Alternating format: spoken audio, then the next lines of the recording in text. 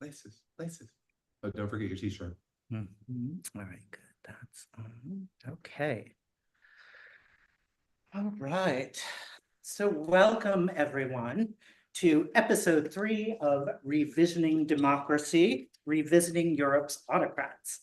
My name is Greg Newton. I am the co-founder of the Bureau of General Services Queer Division.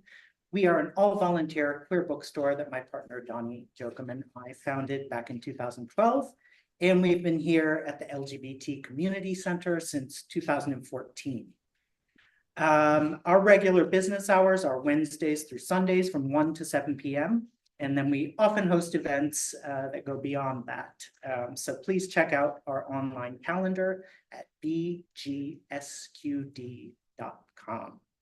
Before I turn it over to our hosts, AC and Jay, I wanted to read a land acknowledgement and a call for a ceasefire. So the Bureau acknowledges that our organization operates on the unceded land of the Munsee Lenape. We encourage you to join the Bureau in signing up to make a monthly donation to the American Indian Community Houses Mannahatta Fund. The Mannahatta Fund, according to its website, is an invitation to all settlers and non-native people who wish to acknowledge the legacy of theft and genocide that comprise the history of New York City and the United States. And you can find out more at mannahattafund.org. We also want to recognize that today, September 12th, is the 342nd day of Israel's genocidal campaign against the Palestinian people, funded by our tax dollars and enabled by our government's unwavering support. We hope that you will join us in calling for an immediate, permanent ceasefire, the release of all detainees held by Israel, the release of all hostages held by Hamas, an end to the siege of Gaza, and an end to the Israeli occupation of Palestinian territories in order to stop the collective punishment of Palestinians and to ensure the swift delivery of desperately needed food, water, medicine, fuel, and humanitarian aid to the people of Gaza. Our greater hope is for peace, justice, and liberation from oppression for all people everywhere.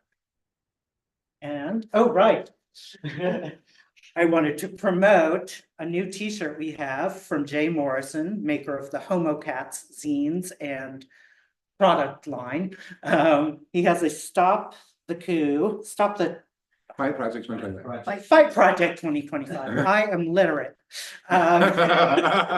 T-shirt with a kitty. The kitties, the political kitties who are fighting for our liberation. That's right. And cats are very politically And they're relevant not right afraid now. of being eaten. By humans. So come check out these goodies and so many others at the Bureau anytime we're open. And now I give it over to our hosts, AC and Jay. Thank you so much. Thank you, Greg. Welcome back to doing our podcast in person rather than on Zoom, AC. No, I was in Europe, which is what I got all inspired about what was happening with regard to European populism. And we're going to talk about that. But I wanted to first thank the Bureau for hosting us. This is a live show. We have people on who are live streaming. Greg, we got a note, some people are having trouble getting onto live stream, so we just want to check the YouTube on that if we could, or one person. And before we start, I just also want to acknowledge that all the work that we do is from the Stop the Coup 2025 campaign. And we are a nonpartisan campaign that was started in October of 2023 to be able to bring education and mobilization, public education, to people around America and around the world about Project 2025. That continues to be our urgent ambition. And we have now a core team of about 5, some of whom are in the room with us today, as well as myself and Jay. And we also have about 200 volunteers. And so a lot of the work we do now in this last month and going forward in these next 2 months is the fruit of a lot of people's labor in around the country. So we just want to acknowledge them and thank them for helping us bring forward so much information. So today we have a really, and it's going to be, I think, an exciting program. And I was going to urge all of you who don't know about Project 19 to think about taking notes, because you may want to. I think it's going to be a jam-packed session here.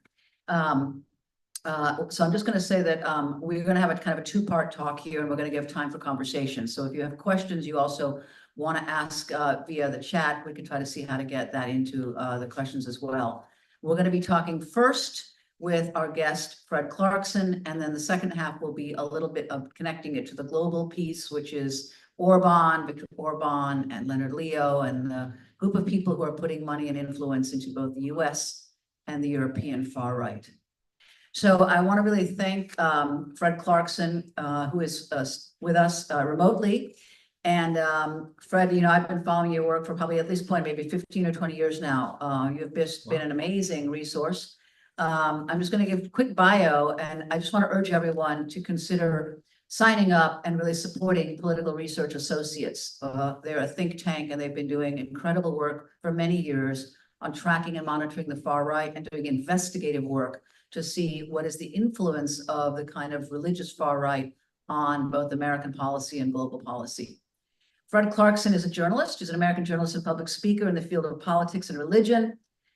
He's got such a long bio. I'm just going to choose the highlights here. But author of Eternal Hostility, The Struggle Between Theocracy and Democracy, as well as an editor of Dispatches from the Religious Left, The Future of Faith and Politics in America. And then also something called Challenging the Christian Right, the Activist Handbook, which was published in 1992, really when the Christian right started to really pull together to give us what we have today, and many other books.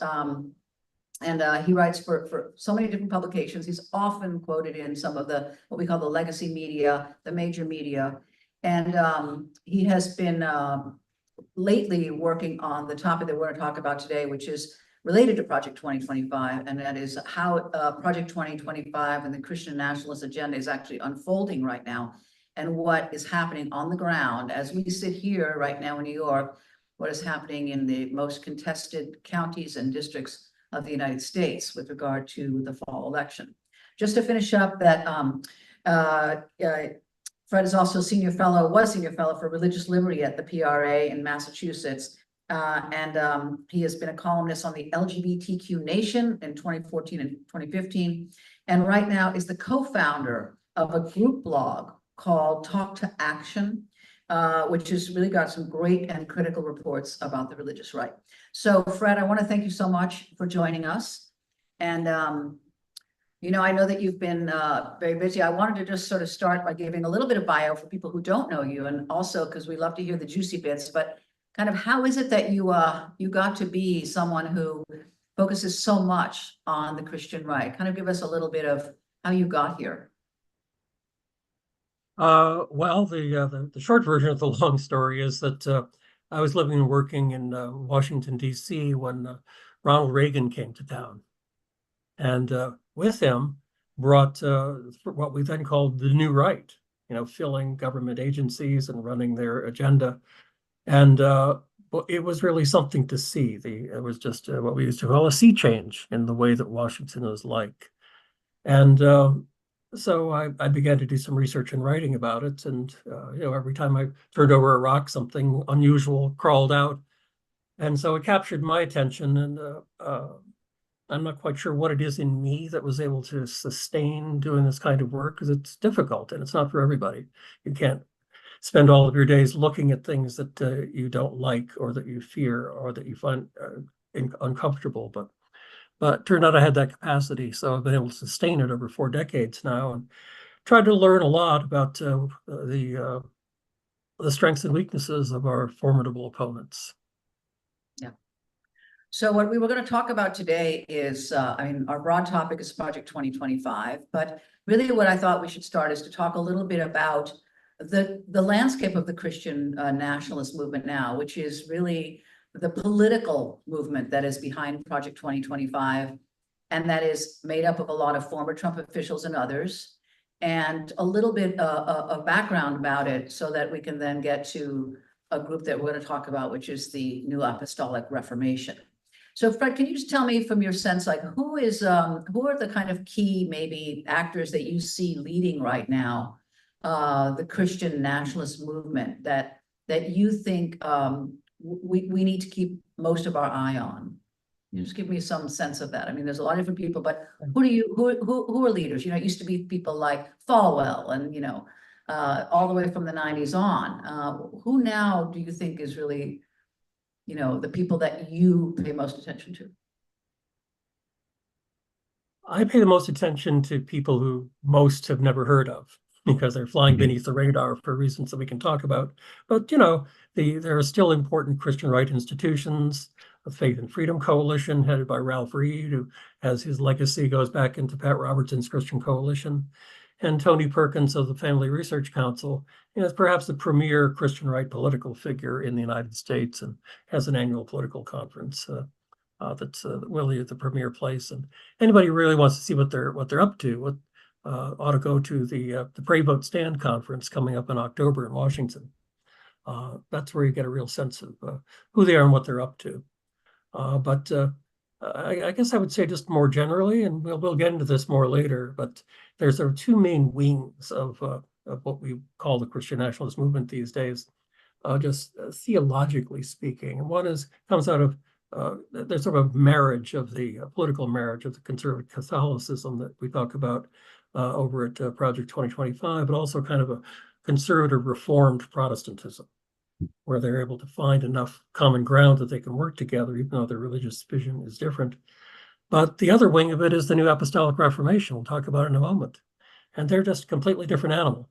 And they're not interested in traditional press coverage. They're not interested in well, in a lot of things. They have a whole different vision for how to be a Christian, how to organize the Christian society as they understand it. And they often don't get along with the other conservative Christian factions. So one of the things I hope, the takeaways I hope people come away with is they're just not all the same. And the differences actually make a difference in terms of, you know, for all of the rest of us, whether we're activists or scholars or journalists, if everybody's the same, then, you know, it's hard to figure out what's important and what's not. Now, Fred, I just want to ask you, you brought up two people who I'm sure that all five of our viewers recognize, which is Tony Perkins and Ralph Reed. Now, you know, not that long ago, both of those men were constantly in the media. They were constantly getting media attention in legacy media, in the queer press, etc. You don't hear very much from them, although they still maintain a great deal of power and authority and influence. And so my question to you is this a failure of our media, which there are lots of failures of our media right now, or is this a conscious choice, a strategy that they realize that maybe they were putting off too many people and that maybe they should retreat away from the cameras? There's a yes and a no there. I think that they want a certain amount of media attention. It always has value. It's a legitimizer. But I think that they and others are recognizing that the media is not their friend. Mm. And so courting the media is risky as far as they're concerned. Some of the people we'll talk about don't want to talk to the media at all. As far as they're concerned, they'd rather that the media didn't even understand them. And I say the media is not their friend only in the broadest senses that most of the media is rooted in the values of constitutional democracy and the First Amendment. And these folks are not. You know, to change the country to the kind of country they would like it to be, the Constitution, the First Amendment gets in the way.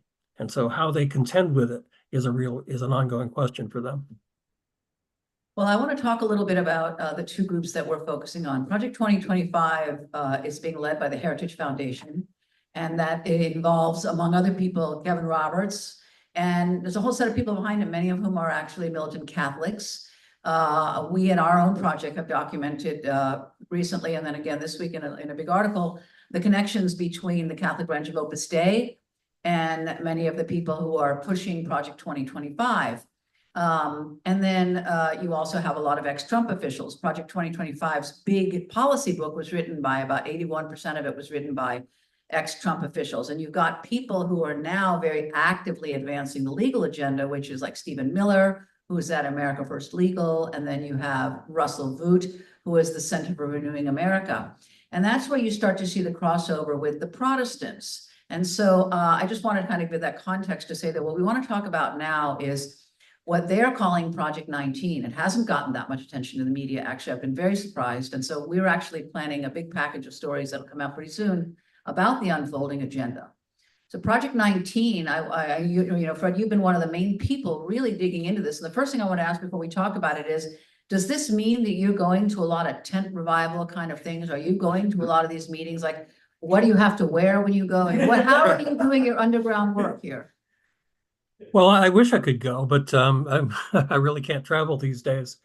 But fortunately, it is that they live stream most of their events, and they keep videos posted. So I wish I could be there, but I think if you look at the videos, you'll see that it's casual attire, and that you don't have to look any special way. And if you want to blend, it's not that hard. And even the speakers, you know, are dressed very casually. It's part of what the whole movement is about. They're not into the affectations that so much of the rest of society is about.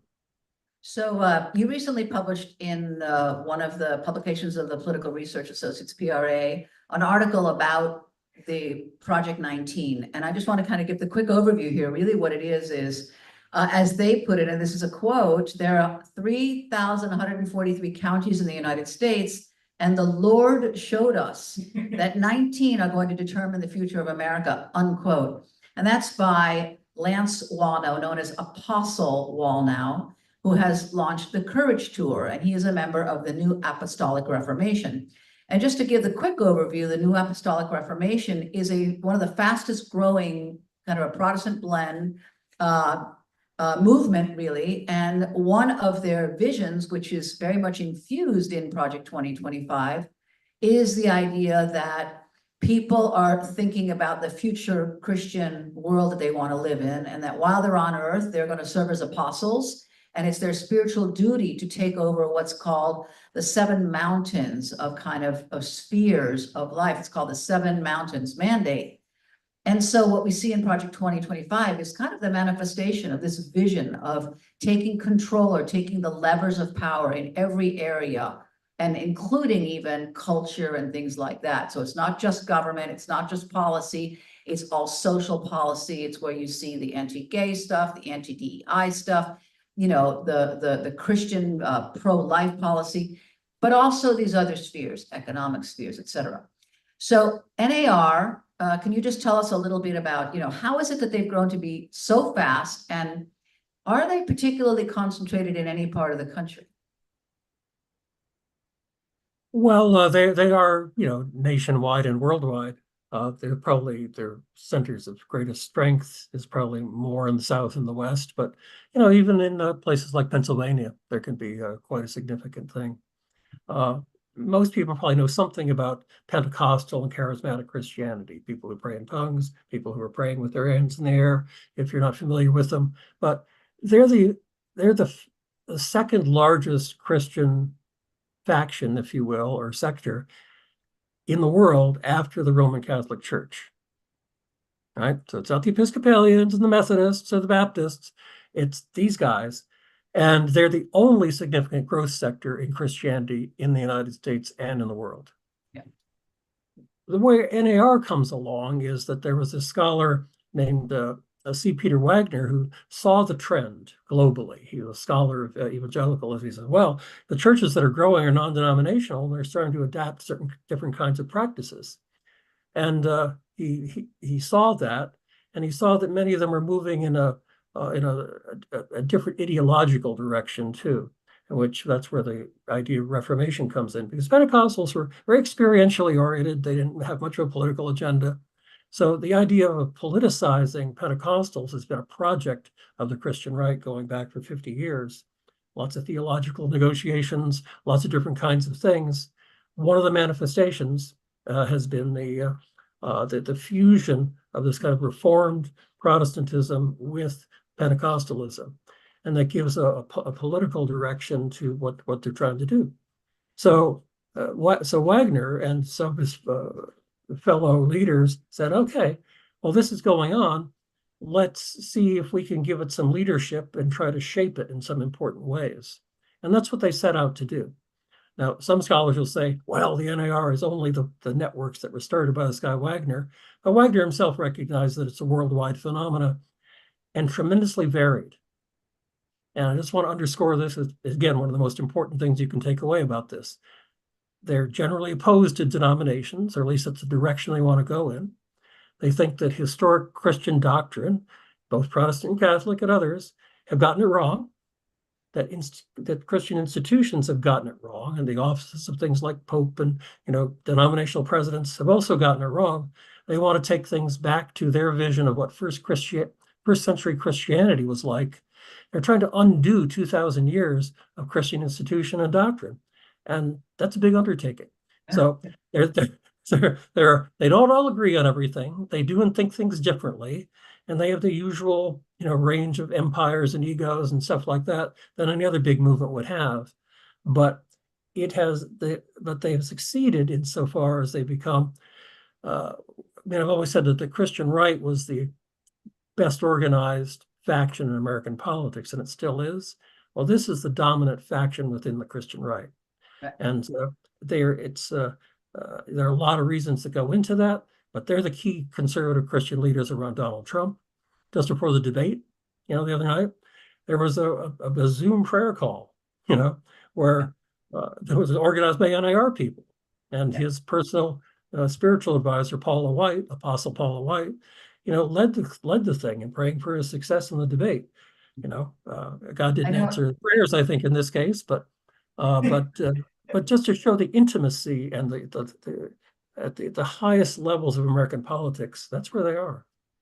I think that I feel the coverage of not just Project 2025, but generally the rise of the political right here, the media has not sufficiently focused on the role of religion, the role of faith as a mobilizing tool. And we're going to talk about that now with Project 19. But if you look at it, not just in Project 2025, but really you see like at the very top echelons of power, and you also see the Supreme Court and all these different courts, what you're seeing is this agenda. And I just want to boil it down for people who haven't maybe listened or looked at our website or heard it. What they're seeking to do is to align all US federal policy and regulations with, as you say, this particularly narrow early Christendom interpretation of the Bible, so that it's really replacing secular law and policy with what they're calling Christian principles. And those principles reflect these particular very early interpretations and things. And we're also seeing that in the law, in the advancing of amicus briefs and laws.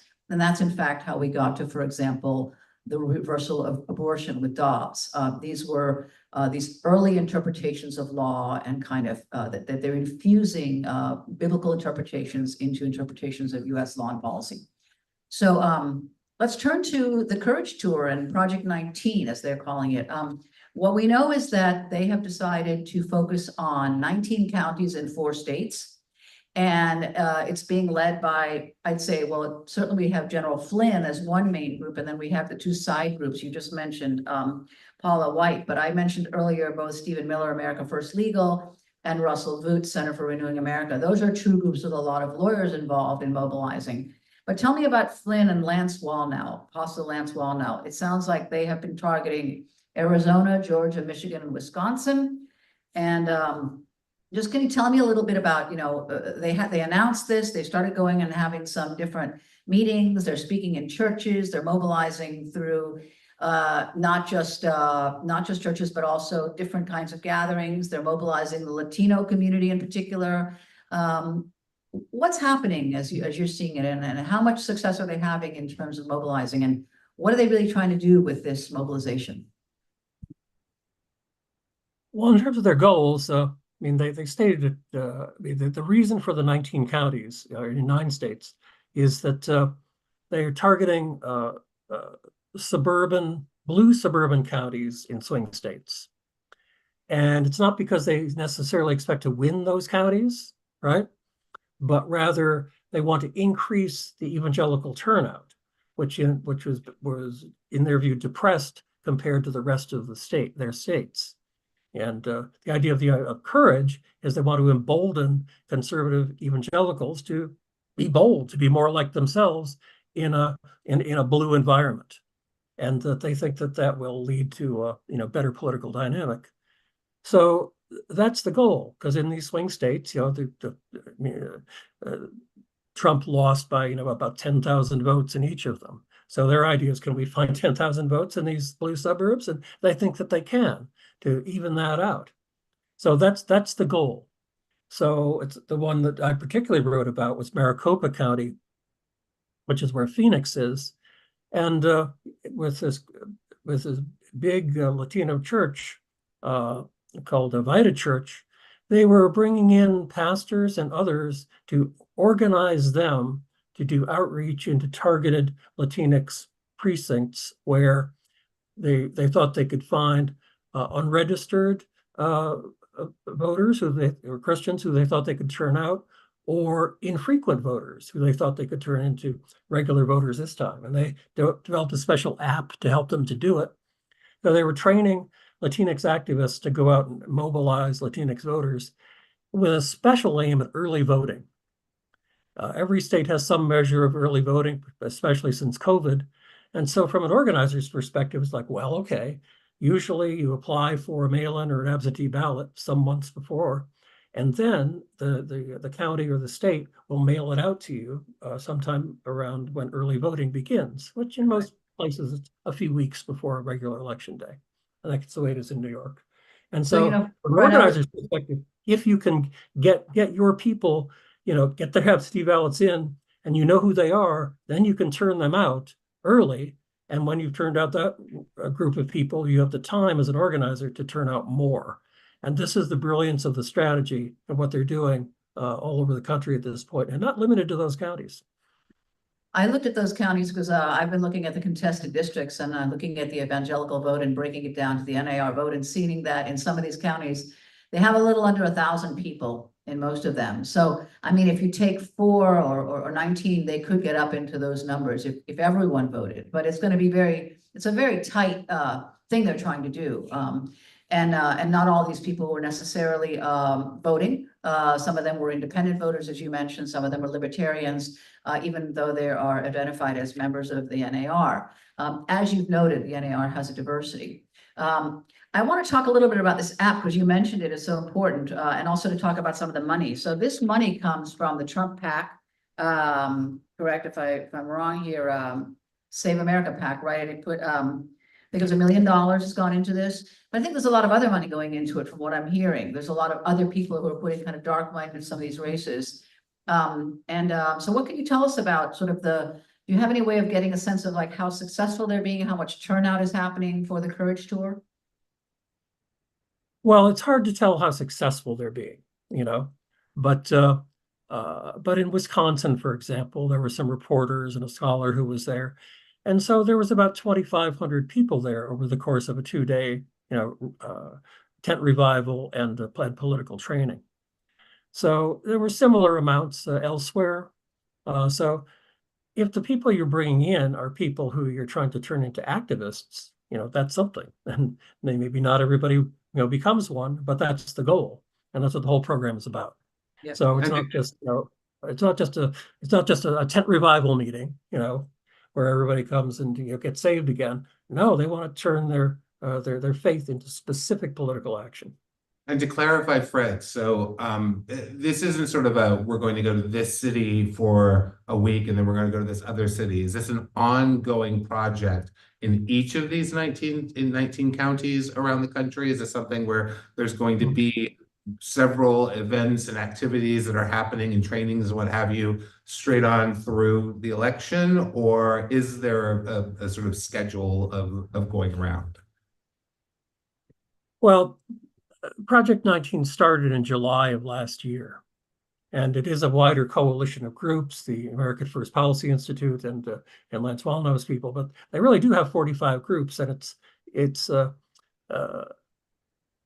working hand in glove with the Republican Party that has the same strategy in terms of historically liberals and Democrats were doing early voting and Republicans voted only on election day. And they cast a jaundiced eye at early voting and ballot harvesting and other stuff that they thought contributed to election fraud. Well, that wasn't true, but now they've completely done 180 degrees and decided they want to catch up on the early voting thing, which is very smart strategically. Now, I do know that in voter registrations in Pennsylvania, Republicans have registered significantly more than Democrats have up until recently. Can we attribute that all to Project 19 and the Courage Tour? Well, absolutely not, because they're a part of a greater whole. Yeah, gotcha. I have a question about what some of the other things we're hearing about. We know that the Heritage Foundation, for example, is putting a lot of emphasis into this idea of election integrity, and we know the other groups we're going to be talking about in a moment, the groups with Stephen Miller and Russ Booth, they're focusing on the idea of what will happen if, for example, the Republicans begin to lose, whether they're in the presidential race or down ballots. What can you do? They're very focused on challenging. We know that there's actually been, at least at this point, 100 lawsuits that have been filed in different states challenging things like either the voter rolls, wanting to clean them up, gerrymandering, the mail-in votes, different strategies to basically be able to try to peel off anything that could be progressive votes or votes that are not for the Republican candidates. I'm wondering, how much is this effort of Project 19 also connected to, for example, recruiting people for the next administration? There's that piece of it. We know that in June, the Heritage Foundation announced that they were going to be mobilizing with the NAR. And one goal was not only are they sending them and sending to people who are leaders, not necessarily church leaders, but voting materials and messaging for the elections, but they're also recruiting them to participate in Project 2025 and be part of this next administration. In other words, it's a dual message of saying, not only are you going to do your spiritual duty of electing someone who represents these Christian values, but we want you to participate and become a leader and take part in this larger machinery. Are you hearing much about that, the intersection of these two, and seeing that? Intersection exactly with Heritage and Project 2025? No. Okay. There probably are those overlaps, but it's not something that's immediately visible. But there are a couple of things to say about that. One is that there's been a shift in Project 19. Now, the stuff that I looked at with Arizona, with the voter mobilization stuff and on the Hispanic community, that was the focus there. The focus in Wisconsin, right, a week or two ago, was they wanted to train people to become election workers and poll watchers. They weren't abandoning the getting out the vote stuff, but that was their focus. And they did it in a very disturbing way, because the way that their election integrity expert put it was that we want to have our people become a Trojan horse inside the election system. So exactly what they meant by that, I'm not sure, but it does sound ominous. But to have their people on the inside to either be monkey wrenches or to be watching or to be witnesses in the future lawsuits, who knows? But it's my belief that that's their intention to mess with the election machinery in what ways they can before and after. Now, the other thing is, and go to your other point, and that is that we know that Heritage and Project 2025 are actively recruiting activists, to fill in administrative slots in the Trump administration, should they get that far. Recognizing that they didn't do that before, and they never finished filling all the slots that were available to them. But they're not the only game in town. Yeah. Now, this is the America First Policy Institute. Got it? And this is sort of the religious wing of the America First Policy Institute. So it's headed by Paula White, and it's full of NAR people. They set out essentially the same intentions as 2025, with some broad policy goals. They're not as wonky as 2025, because these are not wonky people. But they do want to recruit some 1,200 candidates to fill administration offices, and they have sort of a secret transition team, if you will, to carry that out in other sort of transition functions. I think that Project 2025 made a historic mistake in publishing their intentions and what the agenda was. So they gave everybody something to be against. Well, these guys are the same. We know These that's are the one. salespeople. They're doing the same damn thing, but they're doing it quietly.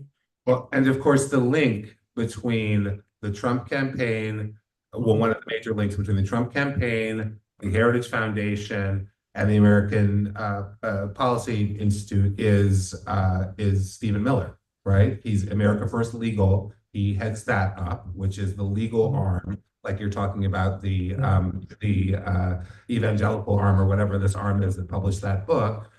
He did promotional videos for Project 2025 at the behest of the Heritage Foundation, and of course, he served in Donald Trump's prior administration and is a loyal lieutenant to Donald Trump. So, And Paula White is the apostolic Paula White, right? White Kane is the head of American Center Values. Again, the AFPI staffed by these apostolic figures, so they're all together. I did want to kind of turn a little bit to these two other groups. I think we all need to be focusing incredibly close attention to them right now. We have the Stephen Miller Group, America First Legal, and we have Russell Groot's group. And I think some people will probably have seen that there was recently a leak or a kind of a sting by people, British activists at the Center for Climate, exactly the name of a climate organization that kind of presented themselves as journalists and were able to get Russell Groot. No, they presented themselves as representatives of big money donors. Excuse me. And got Russell Vought, and I pronounce it Vought because that's the way that the Boys TV show pronounces the name, and that's the evil corporation that controls everything. So Russell Vought got Russell Vought into a room and started sort of saying they wanted to give him lots of money and got him to just spill all the beans, admit that Donald Trump is fully behind Project 2025, go down the line. It was a beautiful, beautiful piece of investigative journalism. I just want to mention that Vought is the former head of the Office of Management and Budget under Trump, one of the authors of Project 2025. And really what he and Miller are doing is that they've been tackling the piece of the non-policy written pieces, even though they've been involved with that. They're getting ready by essentially paving the legal ground for this, getting things ready so that when they go in with executive orders, if Trump should win, in this case the Republicans, then they're ready to challenge anything if they get any pushback. And part of it is a huge policy, as you said, a policy piece where they want to change all these policies. They also want to bring in at least 20,000 people under Project 2025, or as you say, these 1,300 people with this other plan. But I do want to talk about it because, we've got a number of lawyers and we've been looking at some of the people who are involved in this. I mean, a lot of very experienced lawyers who were in the administration under Trump. And then you've got some really high allies in Congress. I mean, I wanted to just kind of talk about people like Mike Lee, who's from Utah, and Chip Roy from Texas. These folks who are really pushing for this agenda, not talking about it openly, but really advancing it, and also advancing it in their state courts. I mean, I think that's where you need to see the connection. The things that we're seeing, whether it's a lot of stuff that's happened, it's happened in the Louisiana courts, it's happened in the Texas courts. These are the courts where these folks who are very Catholic nationalists and Christian nationalists, who are really adhering to this kind of dominionist biblical philosophy, have managed to be placed in there, some of them with the Federalist Society, and they're priming themselves now to be able to get ready to support these initiatives that are likely to come in under the form of executive orders. And one of the things that Vought said in this tape was that he admitted that they have now prepared a couple hundred executive orders, directives, and other measures that they plan to put in, as they call, on day one, and have all these folks come in and basically replace people who are professionals, put people in what they call these acting positions, so that they can immediately begin to implement policy before there's a chance for Congress to stop them. And I wanted to just kind of talk about this, saying, what are you seeing just in terms of your own looking at the legal stuff? I know you've been looking at the lawyers. Are there any, if you were to think like, what kind of reporting do you think we need to be doing now? You're reporting on it with PRA, but what are you seeing that we really should be doing to try to tell more Americans about this, or the world about this, in the next couple of weeks? I mean, we need much more. This stuff is happening. It's not being reported on very well. No, it's true. And I'm part of the problem is I'm not focusing on that either. I think what we can think about it, and I think is that there didn't used to be a strong conservative legal infrastructure to draw upon.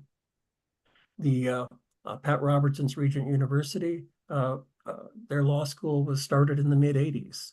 You know, Jerry Falwell's Liberty University didn't have a law school till much later either. So there's a couple of generations of trained conservative Christian lawyers. You know, the Catholic wing is Ave Maria University in Florida.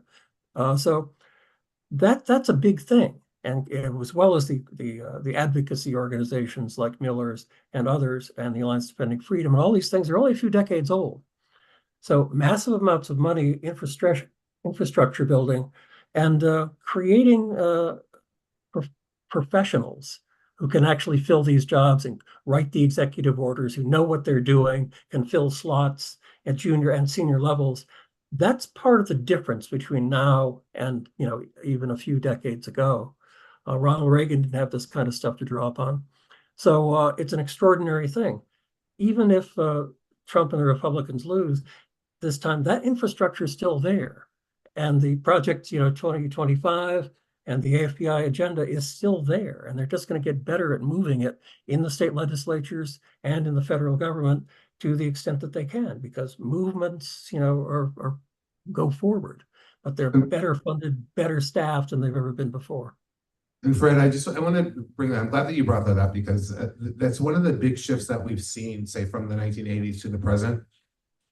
Before, you had this sort of alliance, this sort of kind of shaky alliance between the sort of traditional tax-cutting conservative Republicans with a tiny bit of a libertarian like streak to them, with these hardcore, you know, far-right Christian fundamentalist Christians, and it was an uneasy alliance, but they agreed on the candidates, and they pushed together. And now, as a result of the last 40 years or so of the rise of these Christian universities, Bob Jones universities, Liberty University, all of the, you know, several other very fundamentally oriented universities, now it's no longer an alliance between two sides. Basically, these people have come up together. They're all true believers. It's like there are very few. Donald Trump doesn't believe anything except for Donald Trump, because he's 78 years old. He predates that. All of the people, say, under the age of 50 that are working in the conservative movement now are pretty much these hardcore true believers. They're not making these sort of devil's bargains, as it were. They are just all in. You know, Well, they are. They make a really good point. And you know, when we talk about Leonard Leo and Opus Dei and stuff like that, you Just think about of to this get to that. Catholic monolith, but it's not. I mean, their legal strategy is epitomized by the last three Supreme Court appointees, Mhm. right? I mean, Kavanaugh, yeah, conservative Catholic, traditional conservative Catholic. But Gorsuch, no, he's an Anglican. He's a breakaway Episcopalian and charismatic. And Amy Coney Barrett, you know, is a member of People of Praise. She identifies as Catholic, but People of Praise is an ecumenical community that the Catholic Church has rejected as being authentically Catholic. So you see within this some of the nature of the conservative coalition that the Catholic legal strategists are putting together, that speaks to the nature of the kind of religious tolerance they have to have within their vision of the kind of conservative Christian society they want, even though, you know, there are still profound differences, which I have to say, our general side, the people who support constitutional democracy, have inadequate appreciations of, and so do not know how to wage politics in order to divide and conquer your worthy opponents. We pretend that they're all the same, but they're not, and they've got lots of weaknesses. Paula White's such an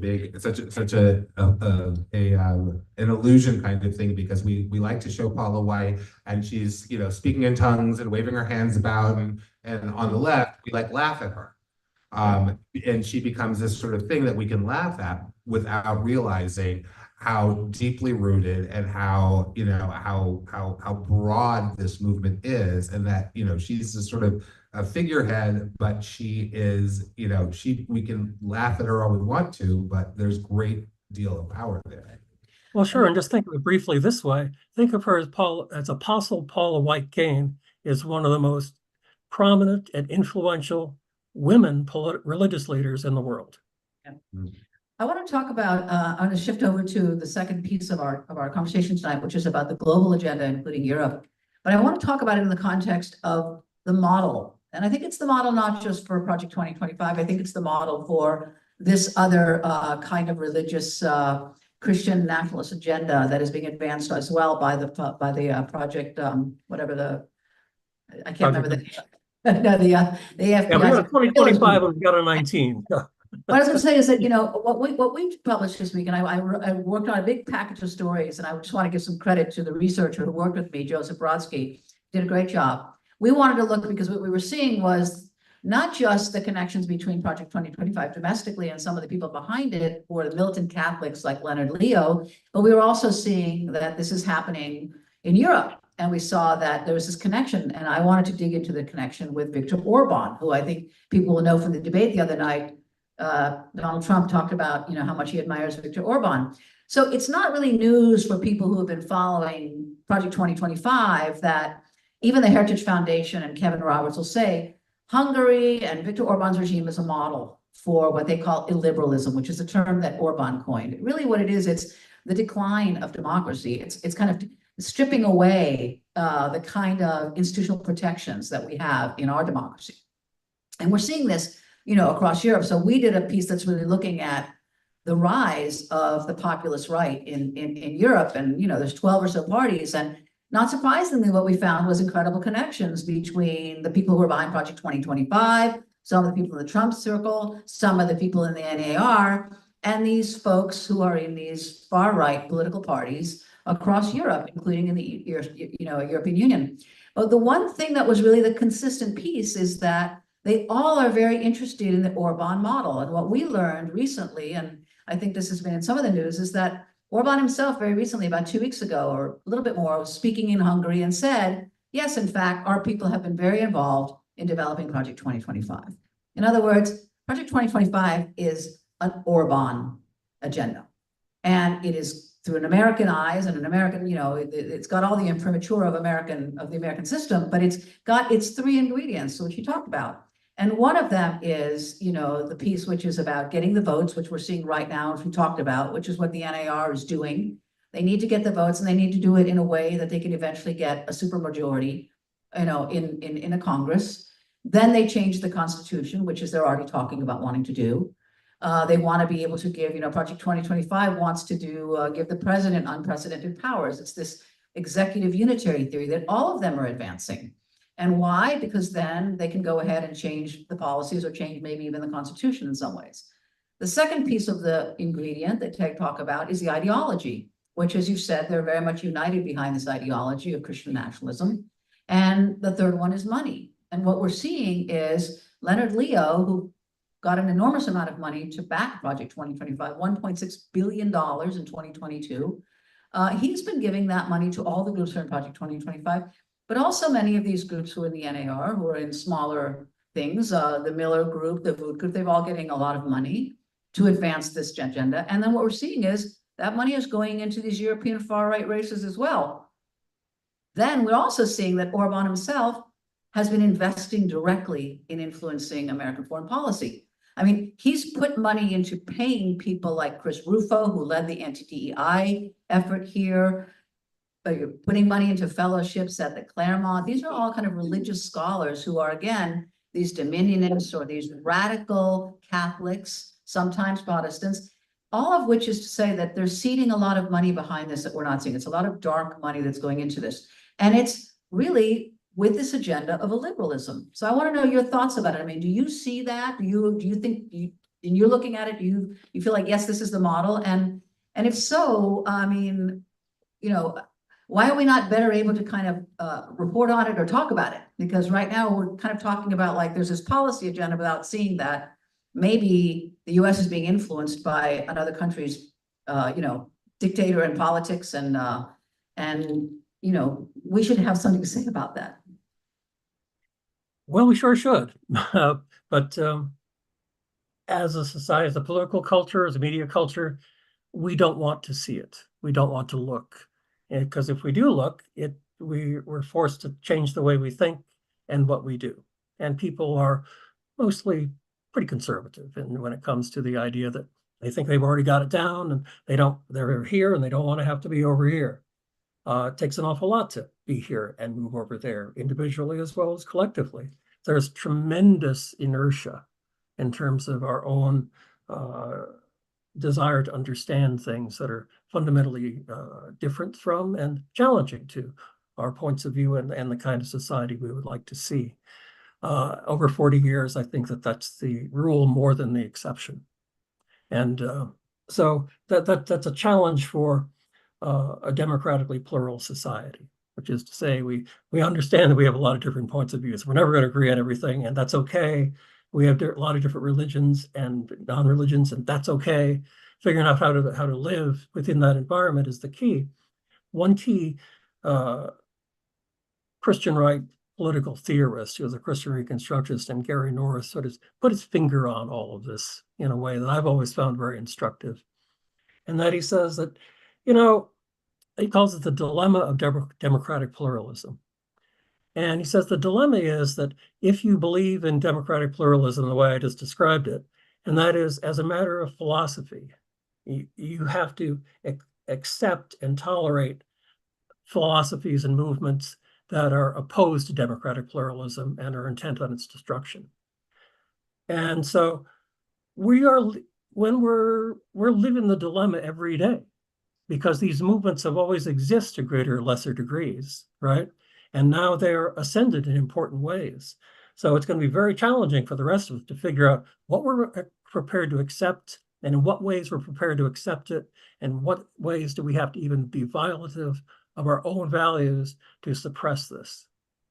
I mean, the last point I would make on this, and I think we'll turn it over to some questions, is that it's not just Project 2025, it's also true for these other policy programs, is that their agenda isn't just aimed at remaking America. They have a global agenda. They have a vision for, a Christian Europe.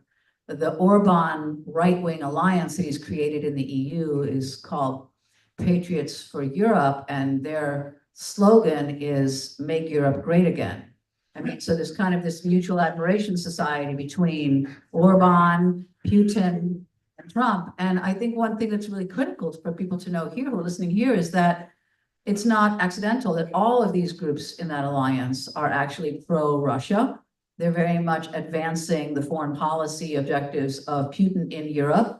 And they're doing that here with regard specifically to policies around Ukraine, some policies in the areas of labor and trade, and also, of course, with regard to the Middle East. So it's really important for us to understand that while we're focusing on Orban, the agenda underneath this is very much connected to Putin, because Orban is very much advancing and is serving as Putin's proxy. And I think that's just stuff to really know about and that we need a lot more reporting on. But for me, it's really looking at the fact that this is not just an American agenda. This is a global agenda.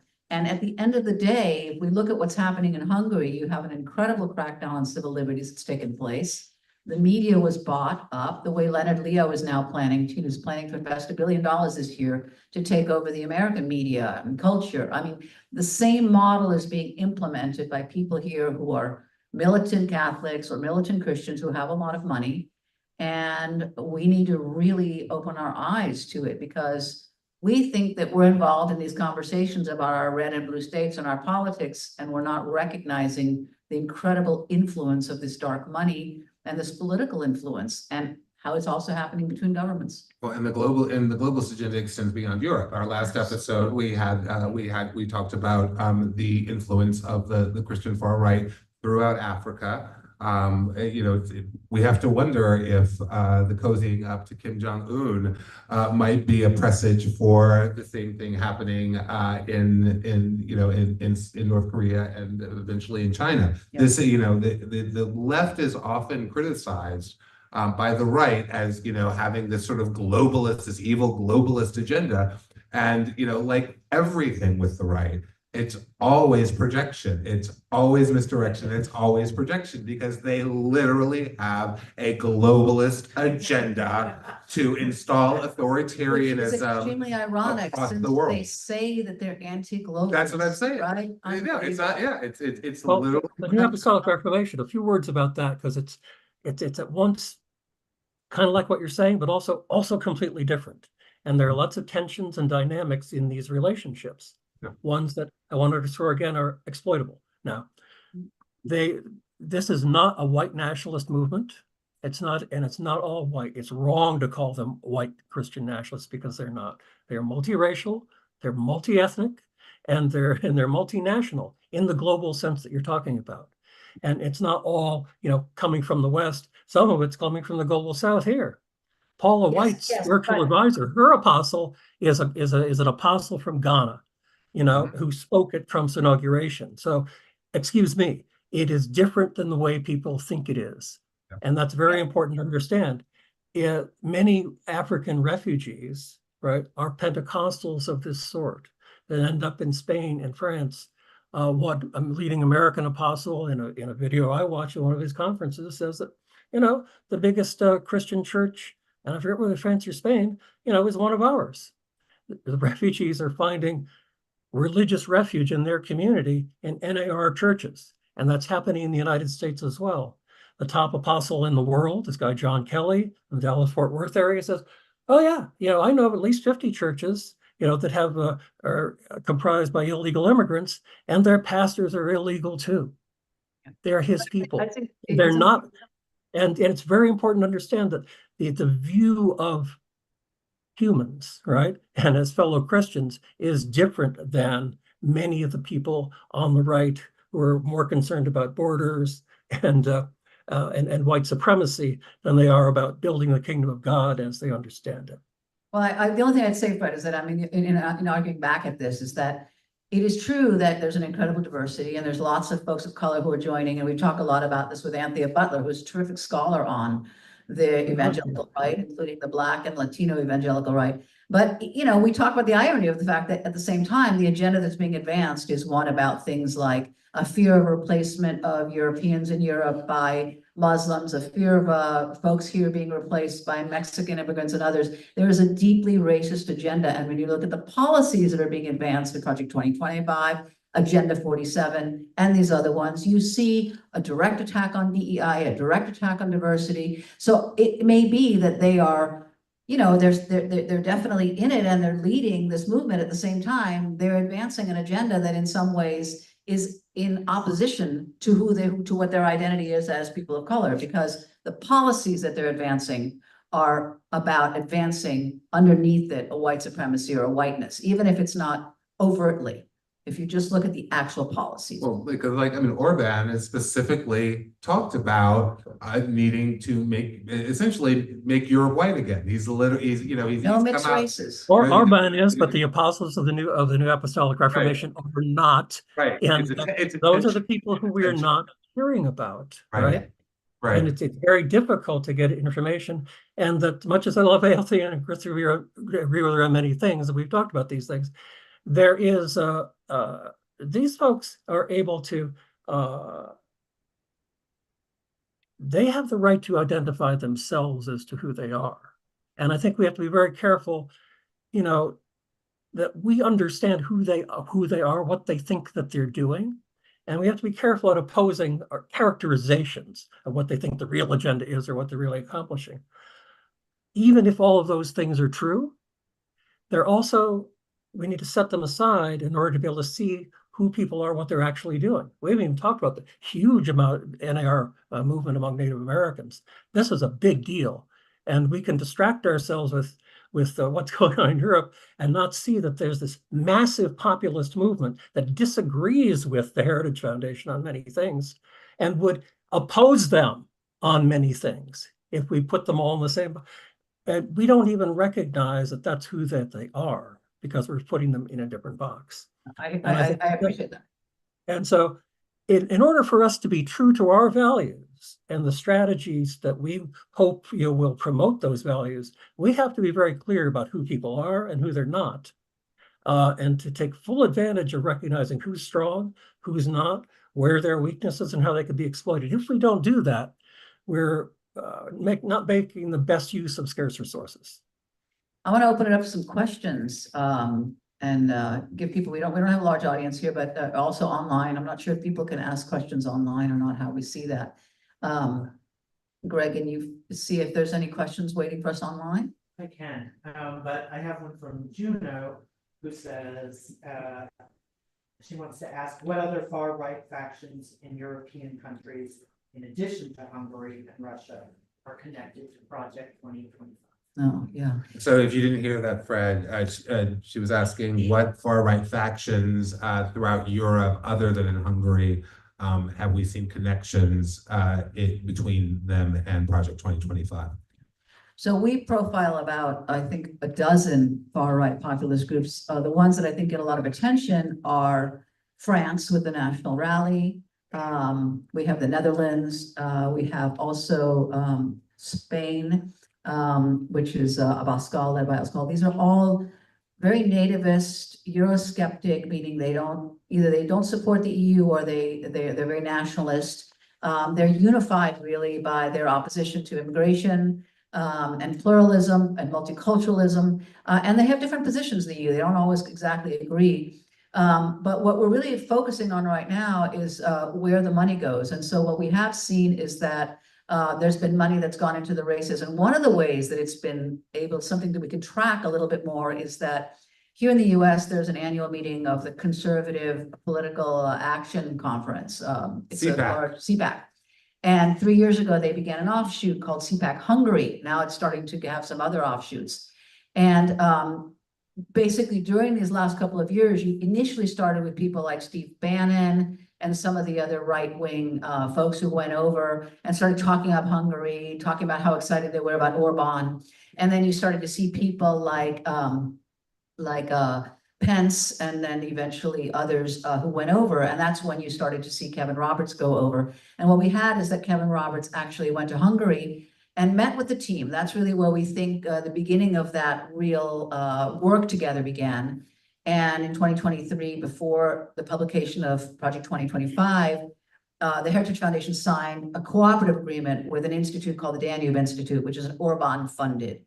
And it's kind of a think tank of right-wing intellectuals.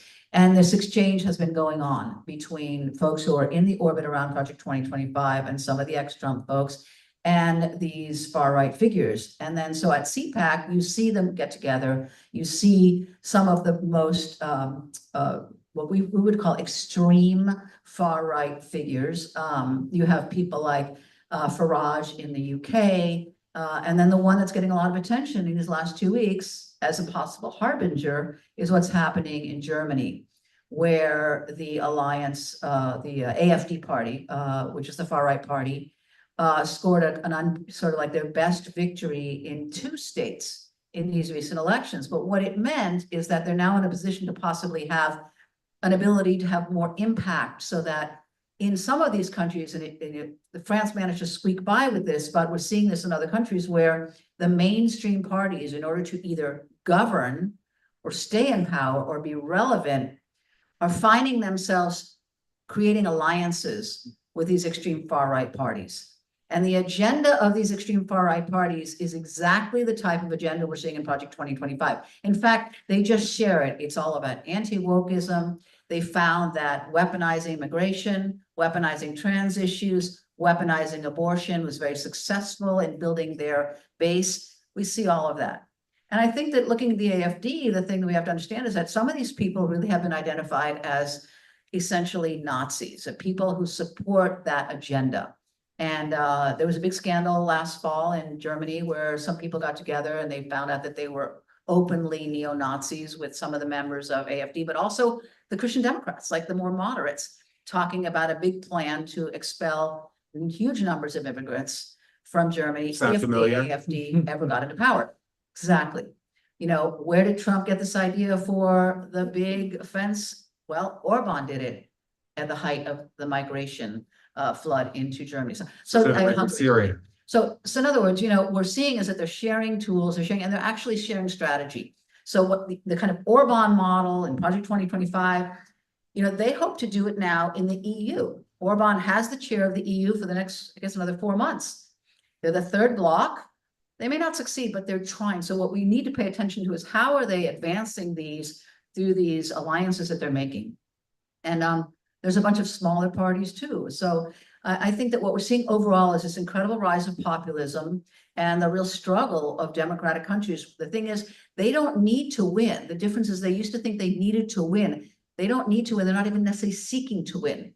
They need to be in a position where the more mainstream parties will have to work with them. And then they actually find that they're more effective in getting their policies introduced. That is what we're seeing in Europe. And so there's a lot to learn in terms of that. Yeah. Questions? Other questions? I would like to ask, Brad, you've been talking about, Yeah. you've been talking about we need to understand the differences between all these groups in order to exploit them, in order to divide and conquer, is what you said a couple of times. And I would like to hear a little bit more about how that works. So, I heard it. you hear it? Yeah. Let's repeat. Okay, here. Well, well, yeah, we'll repeat it for the folks that are listening.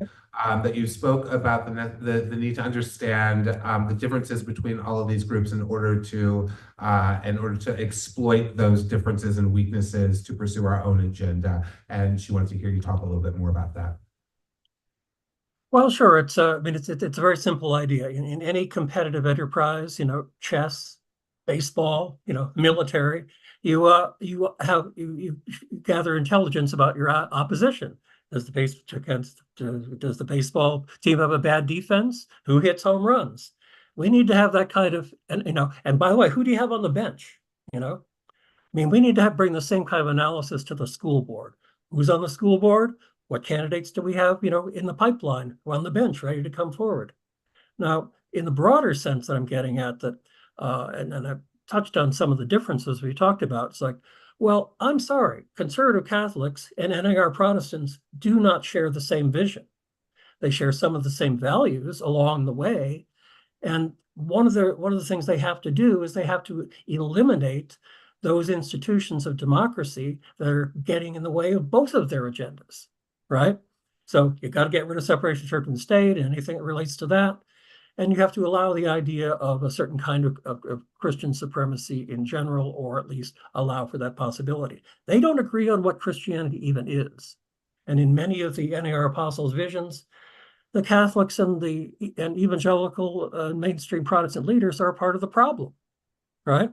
And they're, when God finally opens up, the end times army, they're targeted for extinction, not just immigrants and minority religions, but the principal obstacles that they have in the way of advancing their particular version of the kingdom of God. So I think it'd be fair to point out that people at the political table actually want to kill one another, But not yet. And this is out of their mouths first. Out of their mouths. We have this kind of scholarly and journalistic and political intelligence already at our fingertips, and nobody wants to use it. Partly because, everybody's tiptoes around the religion thing. Well, I don't really want to know about those things. It's too hard. It's too complicated. I think I already know what I'm doing. But but this is the thing. Our opponents are full of fissures, full of divisions, full of rifts. If only we choose to see them and then figure out what to do.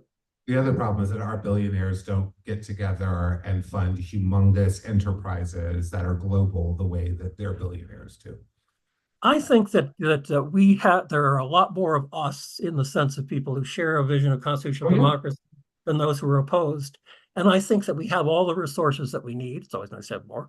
But once we choose a certain path, as opposed to a different path, we will find the resources we need to do what needs to be done, at least if we're talking about identifying weaknesses in the opposition and exploiting them. I think it ain't rocket science, and it's not that hard. If I can do it, anybody can do it, really. I wanted to just have one pivot of a question, because I think it's important to talk about, as people are not familiar, but some people have found it ironic that, for example, the Project 2025 circle, some of the Republican leaders who are around Trump, as well as people in the NAR, are actively courting and supporting what they're calling the Christian Zionists. They're reaching out across the table to leaders in Israel. There's a huge movement here, and what we've seen in the past 2 years here, through sort of the protests around the Middle East, is a huge mobilization. And part of it is, again, money. that they're really courting all these NER churches in particular and saying you need to support Israel, and also political influence. And then we're seeing that it's then moving over into actual impact on policy in the Middle East, things like the settler movements and things like that. And I just wonder if you could tell me, like, what is your sense of how active or how big this movement is to build Christian Zionism? And, as I've explained, and we wrote about it a little bit, it's the reason that they do this, or the reason that they're backing this, or they're selling this, is the idea that in order to have in 1,000 years or in end times or before the second coming of Christ, you have to have Israel. You have to have the Jewish people in Israel. It can be Christians in Israel, which is they prefer, but they have to have an Israel exist. And this is why they're backing this. And then when they get to the end times, it's going to be yes, but then you'll have to convert, and then you'll have to either become, Christians, or you're not going to be allowed into heaven. But there really is this political, using a religious and a belief system to appeal, and as the glue emotionally for people to then support, a people of another faith, and a political movement, and a foreign policy. So I just wanted to talk a little bit about that.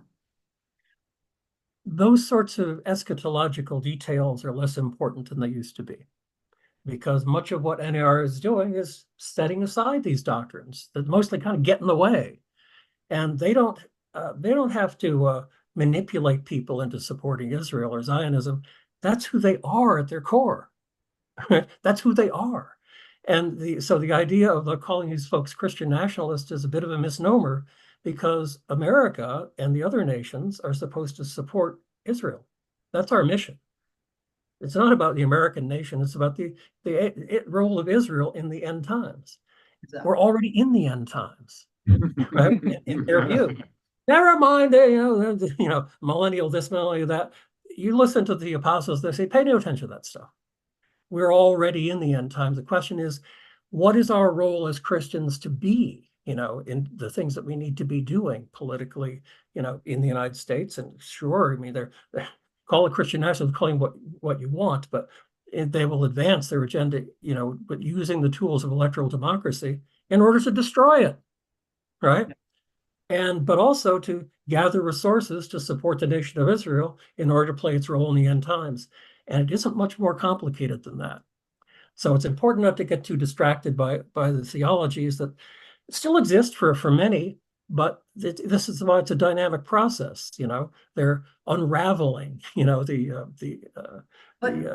theologies and the institutions of the past in terms of this urgent moment. Yeah, I just wanted to say, the issue is that they're using anti-Semitism, they're weaponizing anti-Semitism, they're attacking progressive groups, people who are protesting, people who are calling for a solution in the Middle East. They're weaponizing anti-Semitism in this particular way. And, they're saying now, if you look at the scholars, they're saying that this all, as far as they're concerned, the entire left movement came out of the Black Lives Matter movement. And all these people are essentially, the next step is they're enemies of the state. And that's what you begin to see when you look at the people who are behind Project 2020, who are talking about it in their speeches or talking to media. They have a vision of kind of an us and them, and it's that polarization. So I'm looking at and seeing like they're now using anti-Semitism kind of in the Orban model to polarize, because this is having success in the United States as a political issue. And again, we're not seeing that much discussion about how it's being weaponized. I think that we are. It's just it's not being emphasized in that way, because our institutions, tend to go along with whatever America's foreign policy is. They don't challenge it, and they're not really designed to do that. So yes, there is an effort to define anti-Semitism in a way that if you're against Israel, you're an anti-Semite. Anti-Semite's bad, therefore you're bad. Yeah, but it's an old ploy. I remember going back into the 1970s when I was first coming of age politically. It's not new, and it has nothing to do with Orban. It has to do with a way of designing this particular political theme. And it's got ancient roots, and it's being weaponized in exactly the way you described right now. It's up to the rest of us to get better at taking that apart and responding to it well, and trying to compel our religious and political leaders to be a part of that. Any more questions here? Jay?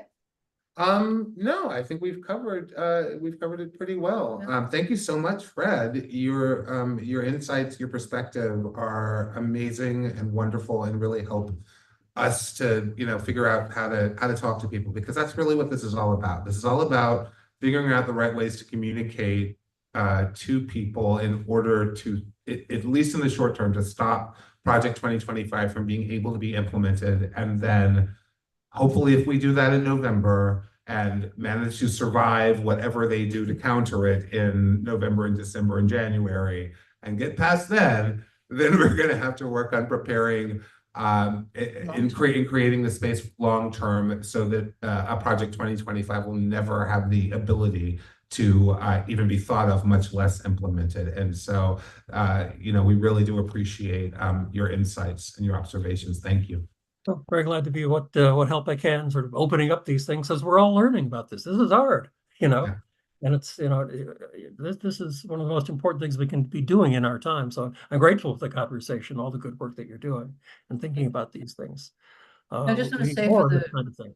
yeah, that, again, Political Research Associates, Fred has been very involved. He's got lots of different venues in which he's expressing himself and bringing forward more research. I expect we'll see more about the what's happening with the Courage Tour. Track that. If you are around the country or you're in one of those places, make sure to check on that. We will be reporting on it as well.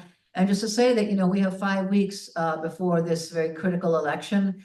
And the one thing that we share with everyone who's in our campaign is that there are things you can do. The first thing is to inform yourself.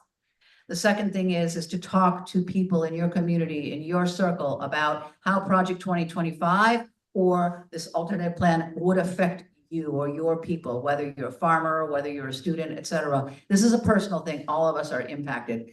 And then know that in your own community, a lot of other people are impacted. So you've got a lot of allies.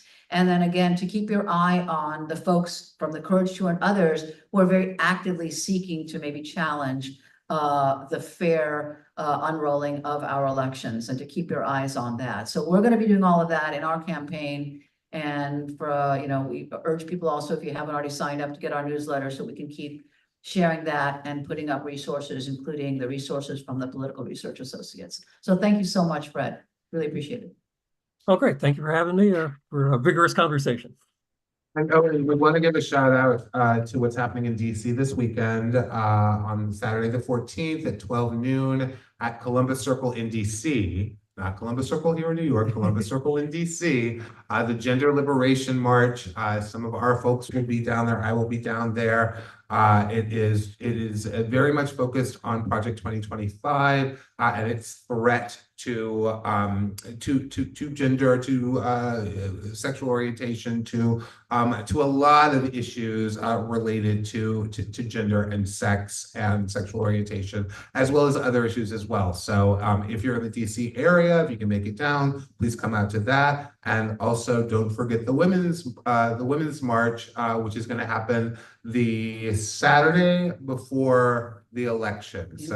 In DC as well, but there will be satellites around the country. So keep your eyes peeled. Go to womensmarch.org, I want to say, or com, I can't remember, and check that out.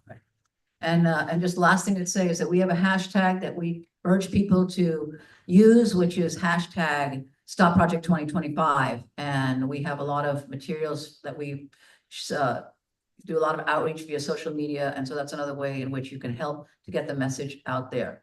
So thank you very much to everyone, and all hands on deck. Thank you. Thank you. And thank you to the Bureau. What am I saying? Thank you to the Bureau of General Studies Queer Division for hosting us for every single Well, I podcast. should have said who's coming up, right? Let me just say before I leave that we have another amazing guest coming up on October 10th, and that will be a reporter for the Financial Times, Gareth Gore, who has come out with a new book, well awaited, which I think, Fred, you've had a chance to read as well. It's called Opus, and it gives the contemporary history of Opus Dei. There it is. It's amazing. There's a lot Mine of came today. lot of information also about the connections to the people who ended up bringing forward Project 2025. You've got Leo, you've got the church, you've got the Vatican. You have a whole lot of Europeans and a whole lot of Americans, and it's an incredible read. So we're really looking forward to that on October 10th, and that'll be our 4th episode of Revisioning Democracy. Thank you. Yes, thank you. Thanks all. Good night. Thank Good night.